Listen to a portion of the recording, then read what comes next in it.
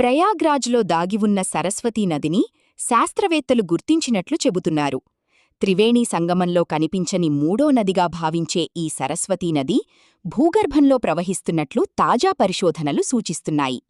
ఈ భారీ భూగర్భ నది ప్రయాగ్రాజ్ నుంచి కౌశాంబి వరకు దాదాపు 200 కిలోమీటర్ల మేర ప్రవహిస్తున్నట్లు గుర్తించారు. ఇది గంగా, యమునా నదులతో సమానమైన భారీ నది అని భావిస్తున్నారు.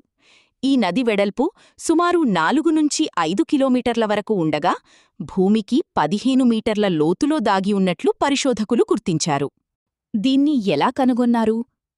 భూమికి ఎక్స్రే చేసినట్లుగా హెలికాప్టర్ సాయంతో ప్రత్యేక పరిశోధనలు నిర్వహించి ఈ ప్రాచీన నది ఆనవాళ్లను శాస్త్రవేత్తలు విజయవంతంగా గుర్తించారు. ఇది పురాణాల్లో చెప్పబడిన సరస్వతీ నదేనా?